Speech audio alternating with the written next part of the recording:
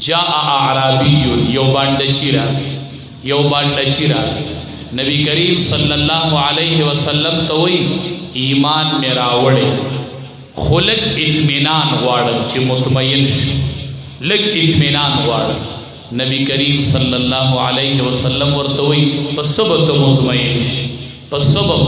زم تاسو نه تاسو کوم پس تاسو مطمئنیږئ چې موږ د طاقت دلایل شروع مونږ وایو چې دا عقیده تاسو ته بالکل معلومه او ټول د دې عاشقان یې زمون خدا نیت دی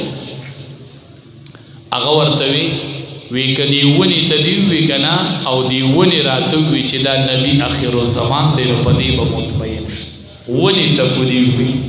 نبی کریم صلی الله علیه وسلم ورته وی ورشه ست دی ونی ته وایا ته زما قاصد شوی او دی ونی ته وایا چې امام الانبیاء تا غواړي تا ته आवाज دی ونی ته ونو بوټو پوي جندو زناورو پی جندو دي سیروانو اوخ ولا مخلا ولا دي چې ویلی نو اوخ د سترګو نو اوخ کې روان شي او سری د امام الانبیاء تکي نبی علیہ السلام ولدا وقفا غره ولدي سي تاسو ولدي سي غراو ویله مالک راو وی دا اوخ په دې سترګو اوخ کو کې ماته شکایت دی ما سره خبرې کوي په زبان حال سره سب زبان قال سره کوي او صحیح په زبان حال سره دی ما ته لګیا دی خبرې کوي زمای خبرې وورېدلې مې کلس لکړه د مالک راوړې چې مالک راغی نبی علیہ السلام ورته وی دی وخت ما ته ګیله وکړه د لخت خوراک کم ورکې دی وګې دی د ماته شکایت کو دی مالک لا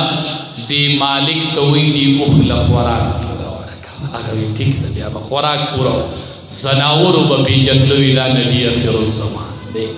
دا اخیری پیغمبر دی او د دوړو جهاد کامیابی الله د دسري ناغي باندې چې دی ورشه دی ونی ته وایا سماده طرف نه چې تراش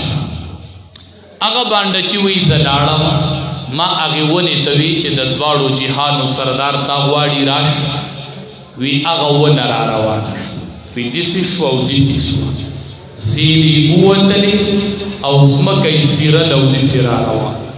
سمکه سیرل او را روان امام الانبیاء مخې ته ودرېد وی امام الانبیاء ورته وی چې ته پس گواهی کوي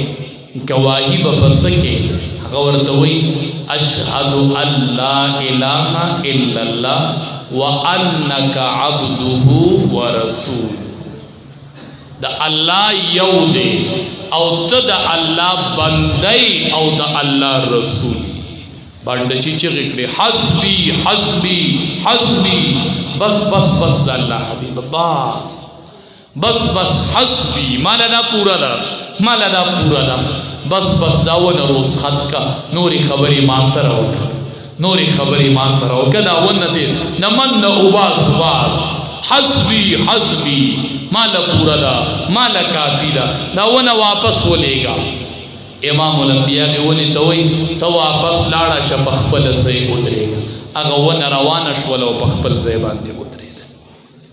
باندې چې وای ما د الله حبيب ته وی چې د الله حبيبا اے دا اللہ حبیبہ یو اجازت راکئی ما ویسو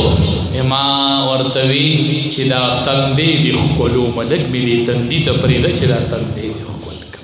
دی تندی تا می پریده چی خکلی کم دردا ما خولی بوٹی اولی دل چی اغسطا دا رسالت اقرار کی اغسطا دا اللہ دا بندگی اقرار کی جس پیغمبر مونگ رب العالمین